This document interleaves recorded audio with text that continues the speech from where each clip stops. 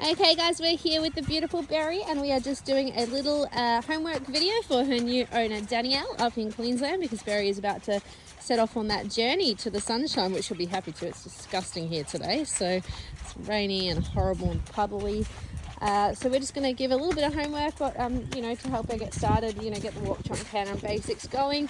Ben's riding for me today because I'm a bit injured, and then I can explain it probably better anyway. So, all right. So Ben, let's go a little bit more forward here, guys. So you want to kind of really thinking that when you touch her with the leg, that she's like, oh, I better go. Okay, Berry is queen of lazy.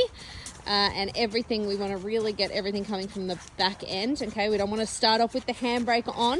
Okay, so that there is a good correction. So when Ben asked her to go, if she goes to jog, that's okay. She's never going to jog from like anticipation, as in getting tense and hot. That's not really her jam.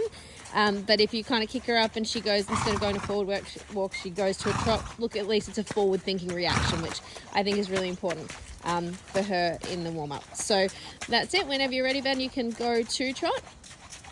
On this way, I find, so he's in the left rein at the moment, and I find that she needs, she can fall in, like she doesn't really do it to Ben and me so much, but when we put someone less experienced on her, she can try and fall in a little bit more on the left side. So Ben's riding like how we would ride her, of course, but when you're getting to know her, the first thing would be like just making sure she's in front of your leg, okay? And that comes over contact. So really thinking that your rhythm is your number one priority. If that means that you have a big trot around the arena on the buckle to get her going, that's okay. But she obviously respects Ben's leg here, so she's kind of already forward. And yeah, with her, she's quite a good mover, so you can start off with as much forward as you want. She doesn't tend to get too, rushy, okay? Once you've got your forward, you can sort of just, you really want to think you're riding her from the back to the front, which is, so this feeling that you're not getting her round or connected from just pulling the reins, but that you're carrying your hands and you're riding up that hind leg there.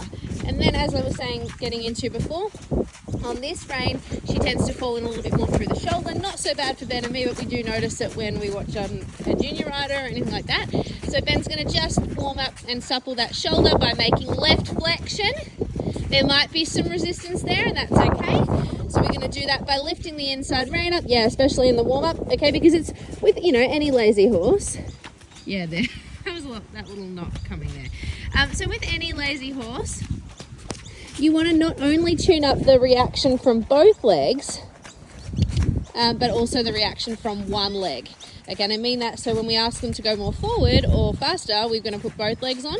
Okay, when we want her to go a little, sideways, okay, or if we want her to yield from one leg, that's going to be, the pressure of one leg. So she has to respect that too. And you could see on that first one, she was being lazy, and we had that little bit of, she came off the bit and stuff like that. So there are your two jobs when you get on. Does she go from two legs? Does she go from one leg?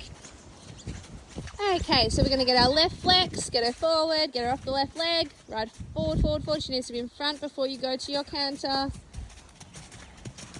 Good. And the first thing we're going to do in the canter is go for a lap. So Ben's just going to go charge that canter up. And I think that's important. I always find, even when I'm working her on, more of a collected work or more advanced work, I always like to go and go get her moving first. So I've got enough energy. I want to think about energy as, impulsion is contained energy. So I want to go get that energy so I have something to actually work with. Otherwise I don't have a lot.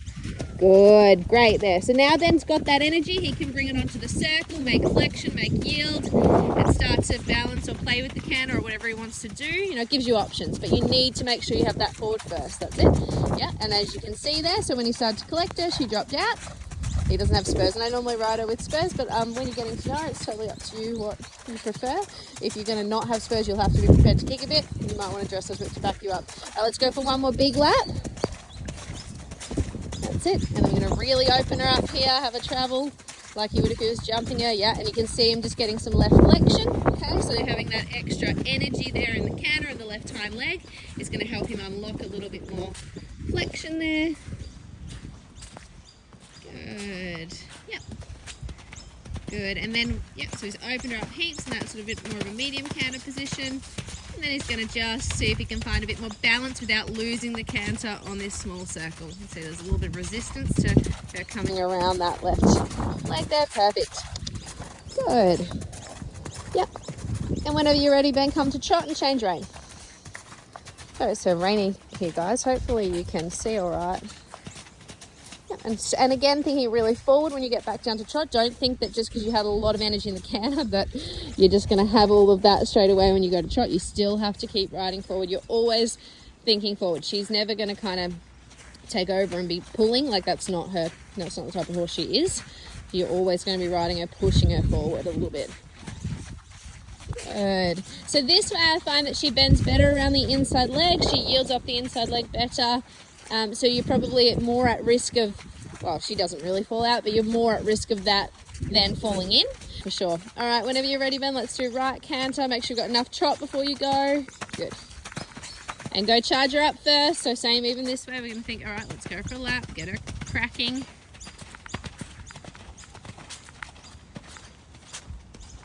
Gosh, Barry's going to be happy to move to Queensland. This is like springtime, and it has been like this. This is probably the best day for the last few days. It's been disgusting every day.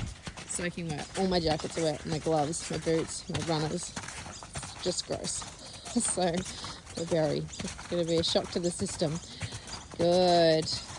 And just see Ben just kind of intercepting a little bit with that outside rein, just to say, yeah, not too much outside shoulder, so on the borderline of falling out. That she came a little straighter there. When she comes a little straighter, she's more aligned, there's more weight on the right hind, and the right hind is more on the left rein. Good. And you can sometimes, as you can see there, as you start to put that together, she might try and drop out to be lazy. Good. Good, Ben. Do you want to go do a long rein canter, or one, just show that, just so you guys know. So, oh crap, sorry, that was me losing the phone balance. So just so you know, when you're starting to get going, if you do start and you're not having a lot of contact, you're just concentrating on getting the forward, you are totally safe. She's not going to take off on you. You want to think that first, okay? And then, you can see it's just bumming around. You've got that there to just concentrate on your forward, and then you'll find a lot more easy to kind of access that contact as you get to know it. You don't want to start, if you're feeling nervous, start with the handbrake on with heaps of contact and not get your forward response. Not that she won't do anything naughty, you just might not be able to get to go. And I don't want you to have to kick too much.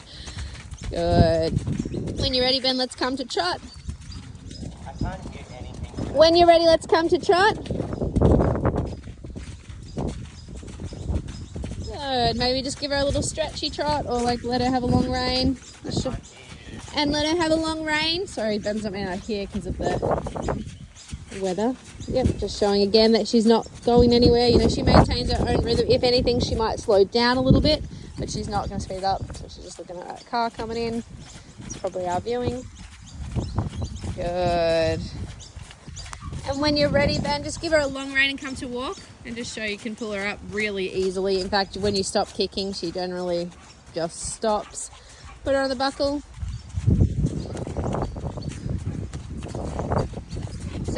So I think you get a good sense of what we're talking about in that one. Once you've got all that, the rest of the work is easy. She's got her lateral work and several changes and a counter and that. It's just getting her to come into alignment, come into connection, and keeping that positive forward thinking when she's, she doesn't have the best work ethic. She's going to test and see if you're going to make her do it, but you'll be safe in the process, and once you figure it out, you'll have so much fun. So yeah, that's Barry. We might walk her up now, Ben.